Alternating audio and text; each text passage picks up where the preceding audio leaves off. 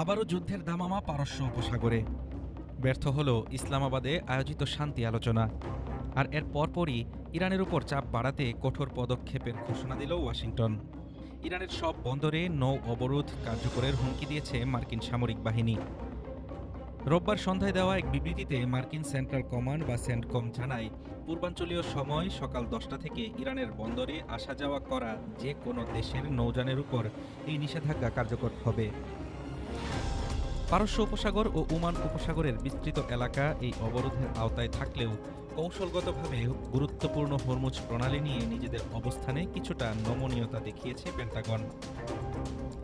CENTCOM বলছে, যেসব জাহাজ ইরানের বাইরে অন্য দেশের বন্দরে যাতায়াত করবে তাদের চলাচলে বাধা দেওয়া হবে না, যা প্রেসিডেন্ট ডোনাল্ড ট্রাম্পের আগের কঠোর অবস্থান থেকে কিছুটা সরে আসার ইঙ্গিত দিচ্ছে।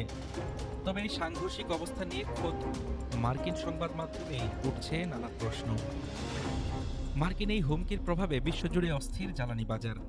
একদিনেই মার্কিন অপরিশোধিত তেলের দাম 8% বেড়ে ব্যারেল প্রতি $104 ছাড়িয়েছে। গত 28 ফেব্রুয়ারি যুদ্ধ শুরুর পর থেকে বিশ্বের 1/5 তেল ও এলএনজি সরবরাহ ব্যবস্থা এখন কার্যত স্থবির।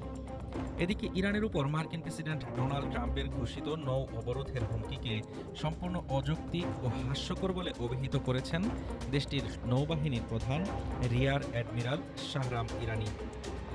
সেই সাথে মার্কিন হুমকির দাঁত ভাঙার জবাব দেওয়ার হুঁশিয়ারি দিয়েছে ইরানের ইসলামিক রেভলিউশনারি গার্ড কোর। তাদের দাবি, 22 এপ্রিল পর্যন্ত কার্যকর থাকা যুদ্ধবিরতি লঙ্ঘন করে কোনো মার্কিন জাহাজ এগিয়ে এলে কঠোর ব্যবস্থা নেওয়া হবে। আলোচনা ব্যর্থ হওয়ার জন্য ওয়াশিংটনকেই দায়ী করেছেন ইরানি পররাষ্ট্রমন্ত্রী আব্বাস আরাকচি। তেহরান বলছে, যুক্তরাষ্ট্র যখন তখন তাদের লক্ষ্য পরিবর্তন করছে। অন্যদিকে রাজনৈতিক বিশ্লেষকদের মতে, প্রযুক্তিগতভাবে পরিস্থিতি নিয়ন্ত্রণ করার সক্ষমতা যুক্তরাষ্ট্রের নেই। তেহরান বিশ্ববিদ্যালয়ের সহযোগী অধ্যাপক জোহরে খারাজমি বলেন, কারা পারস্য উপসাগর দিয়ে যাতায়াত করবে তা ঠিক করে দেওয়ার কোনো আইনি ভিত্তি যুক্তরাষ্ট্রের নেই। ইরান দীর্ঘস্থায়ী যুদ্ধের জন্য প্রস্তুত। হলিউড ধাঁচের কৌশল দিয়ে এই যুদ্ধক্ষেত্রে জয়ী হওয়া সম্ভব নয়।